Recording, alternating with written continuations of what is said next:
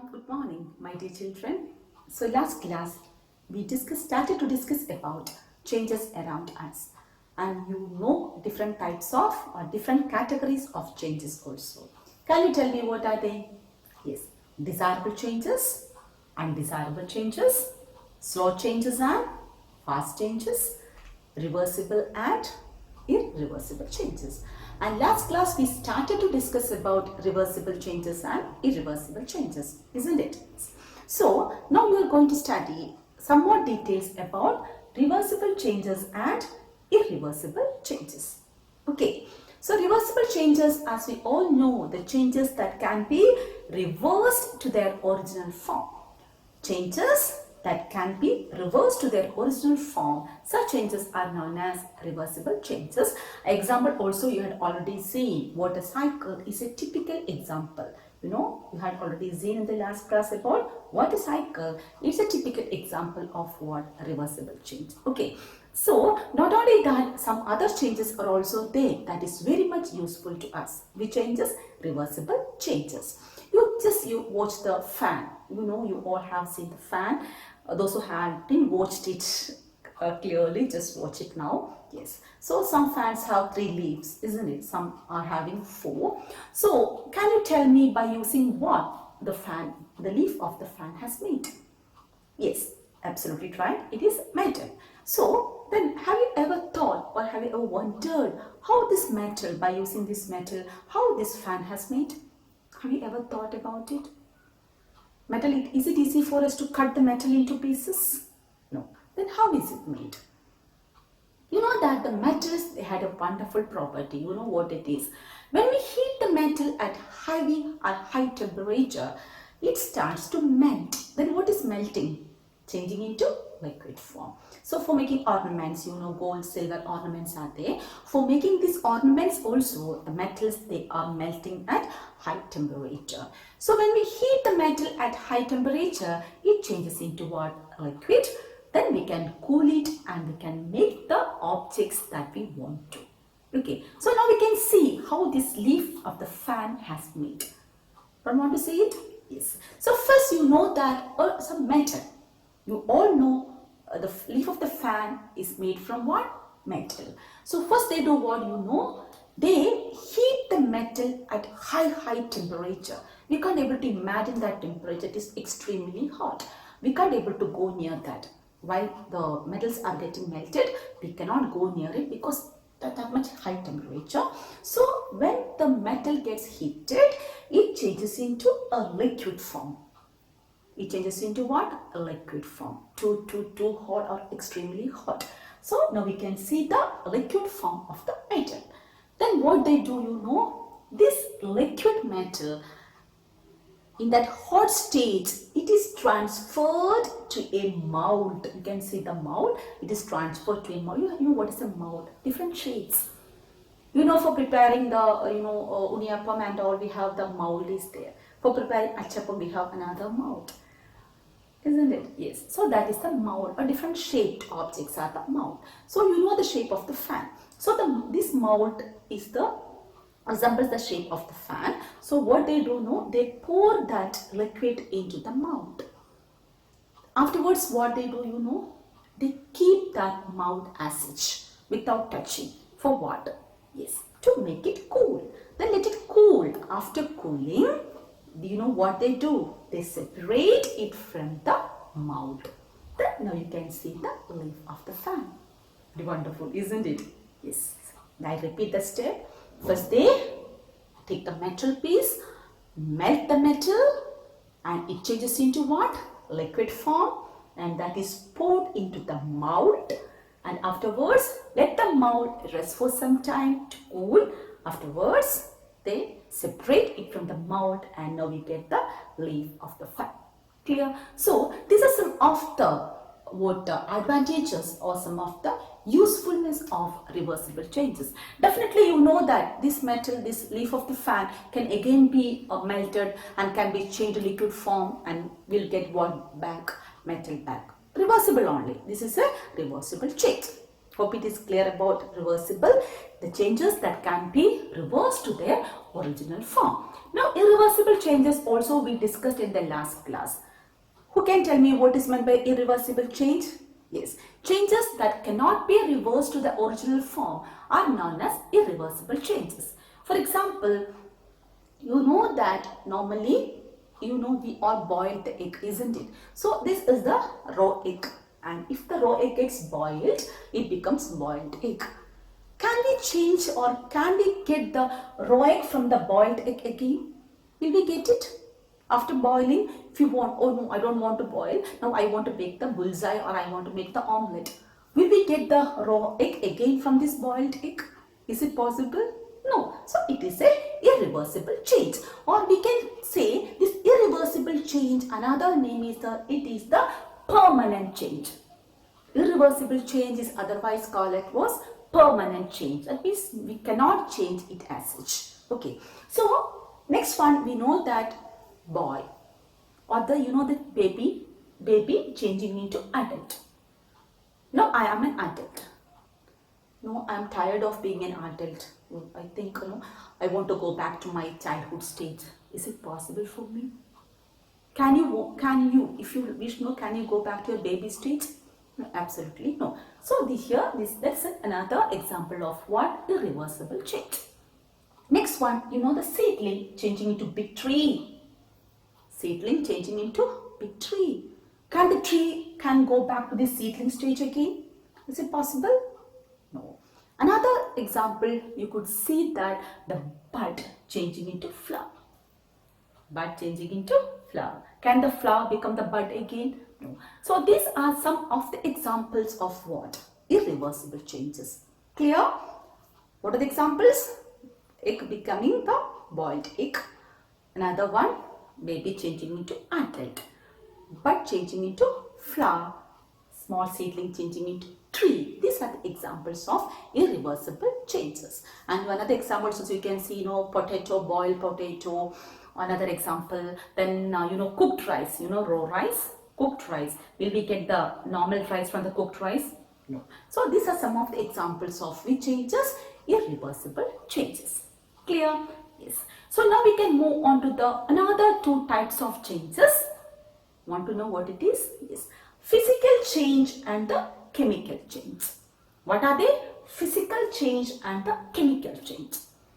What is meant by the physical change, or what is the physical properties? Every object has got its own physical properties. External features, that is the physical properties. What is that? External features are known as the physical properties. Can you tell me what are they? What are the physical properties? Physical properties are the shape, size, temperature, and the state of matter. What is state of matter? How many states of matter you are familiar with? Solid, liquid, and gas. So the objects or the substances that we see around us, they fall in either of these three. They may be solid or liquid or the gas. Okay. So these are the main four physical properties of an object. So what are they? Size, shape, temperature, and the state of matter. If the change takes place in, or the change affects any of these, if the change affects the shape, or the shape changes, or the size changes, or the temperature changes, or the state changes, we can call such changes as what? Physical change. The shape of the substance changes, we can call it as what? Physical change. If size changes, then we can call it as what? Physical change. If the temperature changes, we can call it as physical change. Or if the state, normally if it's solid, if it becomes a liquid, then we can call it as a physical change. The liquid becomes a gas, we can call it as what? Physical change. Clear? So if the change occurs to the physical properties of a substance, we can call such change as what? Physical change. The change occurs or affects the physical features of the substance, we can call it as what? Physical change. Example, I should say, you have seen the paper boat. From what we have made the paper boat? From the paper. You all know how to make it, right? Yes. So when we compare the paper and the paper boat, What's the difference between these two? I want you to tell me the answer. What is the difference between a paper board and a paper? Shape only changes, isn't it? Yes, from the paper, which is after folding, we can make the paper board. And no other features of the paper changes here. Only shape or the size of the paper only changes. You know, when I set the paper board into fire, it catches fire easily, and when I put it in the water, it can absorb water, and the features of the paper doesn't change when I make the paper board. That is a physical change. No new substance is formed here. I just make a substance, paper board, and I will get the paper again from it. Very easily I will get. It's a reversible change. Physical changes are mostly reversible. I will get it very easily. Another example we had discussed so many times about water cycle. Water cycle is also an example of physical change. You know what? Why we can call water cycle as a physical change? Think and tell me the answer. Yes, solid is the ice. It changes into liquid. Normally, there's a rain, water goes to rivers, lakes, ponds, etc. Then, due to evaporation, it gets changes into vapor state. Only state only changes, no other feature, no other quality of the water changes here. So such changes are known as what? Physical changes. So we have discussed about two examples. First one about the paper board. Next one about the evaporation, the water or water cycle. Another example, it is the salt solution. Hope you all know how we can make the salt solution. Do you know? Yes. By adding the salt to a glass of water, we get what? Salt solution. So, is it a physical change or chemical change? Physical change. How we can say it's a physical change? Yes, we can. After evaporation, we can separate the salt and the water. Salt solution, when we look at the salt solution, we can't see the salt there. But after evaporation, we can easily separate the salt and the water. So it is a physical change. Another example is the melting of the wax. You all have seen it, isn't it? Candle melting. So it is also a physical change. Candle, after melting, we get the wax. We will get what? From wax again we can make the candle. So it is a physical change. So far we have discussed about 4 examples under physical change. Making of paper board, water cycle, salt solution. Next one, it is the melting of the wax. So in all these 4 cases, we will get what? The wax back. That is reason why we can call physical changes are mostly reversible. Not all the physical changes. A few physical changes are irreversible. You know, tearing of the paper. If I tear the paper into pieces, I will just show you. If I tear the paper, this is a paper, this example, okay. Yes, if I tear the paper into pieces, see, okay, I just tear the paper into pieces. Here's an example of physical change. Because the properties of the paper does not change at all. No properties of the matter changes. But will I get the paper back again from these pieces of paper? If I stick it also, will I get the normal paper again? No. So listen, example, you should say that we cannot say all the physical changes are reversible. Most physical changes, almost all the physical changes, but few exceptions are there. That's why when I tear the paper, no, it's a physical change. Properties of the paper is not changing, only shape and size of the paper only changes. But you know what happens? I will not get the paper back. So it is an irreversible physical change. Next one, as I, when I don't want to show that, when I just drop the glass, it will be broken into pieces. Will I get the glass back from there? No. So it is an irreversible physical change. Clear? So that's the reason why we say almost all the physical changes are irreversible. We can't say all the physical changes are reversible. Most physical changes are reversible. Clear about physical change? Now we can move on to the chemical change. You know, the chemical substances or the new substances are formed in the case of chemical change. New substances. In the case of physical change, no new substances are formed. In the case of chemical change, entirely different substances are formed. Clear? So we can move on to the example. This is a sugar. When we heat the sugar, it starts to melt. So this melted sugar has got the same properties of the sugar. When I melt the sugar, after heating, the sugar starts to melt.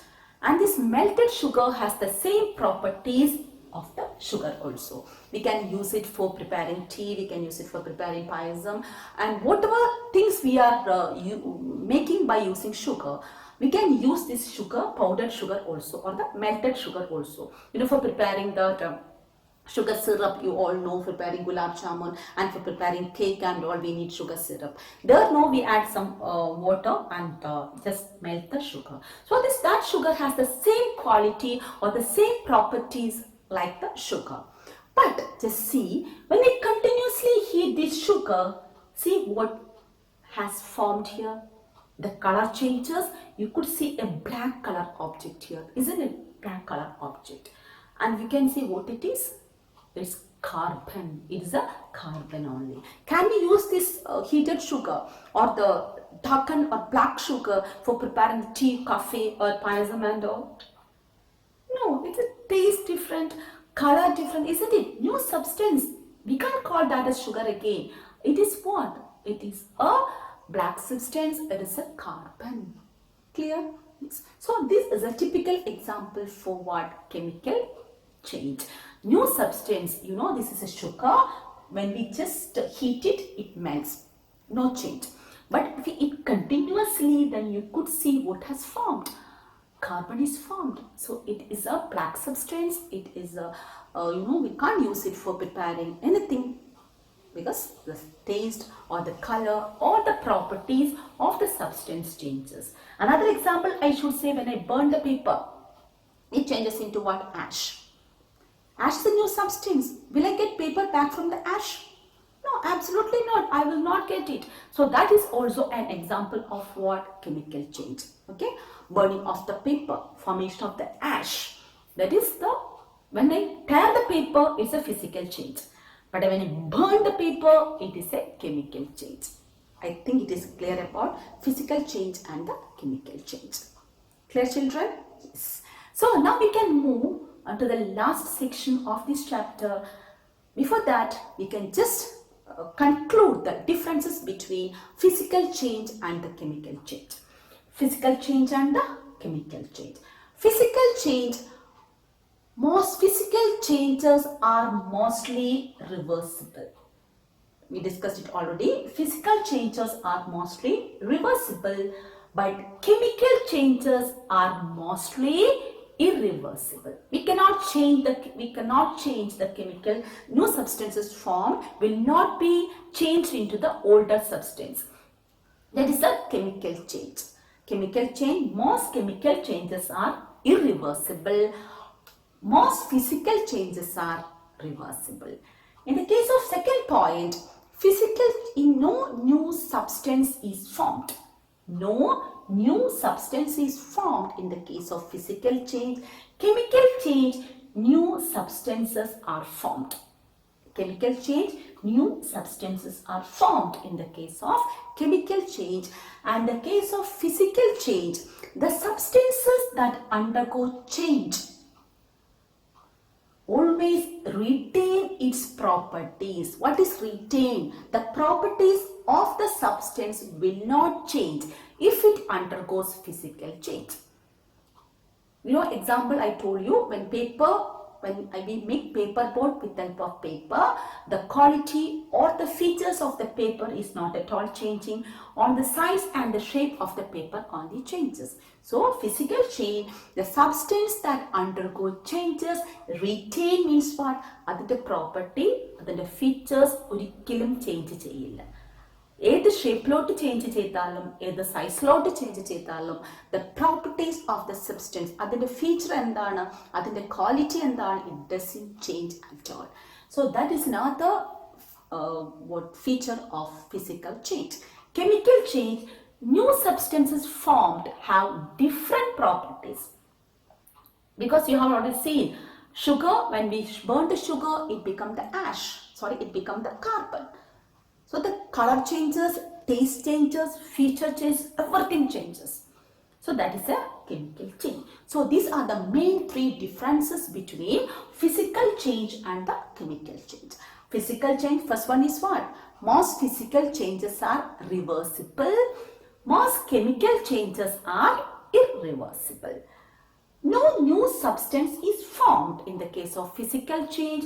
New substances are formed in the case of chemical change. Last one, what is that? Substances that undergo change retain its properties. Here under chemical change, new substances formed have different properties. So clear about physical and chemical change? Okay. Now we can move on to the last session of this lesson, that is change involves energy. Without energy, change doesn't take place. Maybe heat energy is needed, your physical energy is needed, any types of energy or any type of energy is needed for a change to happen. As I told you, when I tear the paper, as I told, I need to apply what energy, isn't it? When I put the paper down, it doesn't tear itself. Does it take place? No. So I need to apply energy to tear the paper. So, and if I want to, change the ice into water, heat energy is needed. We know in the refrigerator it is very cold. When I take the ice outside, it changes into what? Water. So the temperature changes. When I boil the water, it becomes water vapor. That is again heat energy is needed. So if a change needs to occur, any type of energy is needed for a change to occur. Okay. And another thing we know, some changes releases energy. Some changes releases energy. Who can say the example of it? Some changes. When we burn the wood, we get what? Light energy and heat. Light is released, heat is released. When we burn the wood, an example you should remember, when we burn the wood, we get what? Light energy as well as what? Heat energy. So some changes involves energy. All the changes involves energy. Without energy, there is no change. In some situation, energy is needed for a change to occur. In some situation, what is that? Yes, changes involve releases energy also. First example, if I want to tear the paper, I need to apply energy, and if we want to change ice into water, we apply heat energy is needed. And some changes releases energy. When I burn the wood, it becomes what? It releases heat as well as what? Light energy. And we can just another example also, we could see that by heating, you know what? By heating, ice changes into water is a liquid, and liquid by heating changes into vapor. Ice by applying heat changes into water. Water by applying heat, it changes into what? Vapor is a gas, applying heat. And next one, by removing heat, by removing heat, gas changes into liquid. By removing heat, liquid changes into what? Solid. So by applying or by adding heat, solid changes into liquid. Liquid changes into what? Gas. Here by removing heat, that means by cooling. By removing heat, vapor or the gas changes into liquid, and liquid changes into what? Solid or the ice. So hope it is clear, my children. Different types of changes, desirable and, yes, what are they? Desirable and undesirable changes. Next one, slow changes and fast changes. Next one, reversible and irreversible changes. Next one, physical changes and chemical changes. So you all know the examples of these changes, and from this chapter you could understand changes are important. We cannot stop the changes. We can control the changes if you wish to do so. If you wish to have a change. Now you know that we all are supposed to be in our own houses, but some are not following the rules and they are just roaming here and there because no, they are not ready to accept the change. Then what has happened? You know, the people are getting more and more. You know, the virus is getting to enter into the body of so many people because many of them are not following. I don't think that it's just because of that, but it is one of the reason that the number of the infected persons are increasing. So you know that you should accept the change. Whatever change, you know that if it is positive or negative, you should try to accept it. If the negative change, definitely you should try to change also. With this, we come to the end of this chapter, and as I used to say, read the textbook, do the exercises, notes will be uploaded at the earliest. Okay, dear children, please be safe at home and do your work properly. Until we meet in the next class, it's bye from me. Take care. Bye.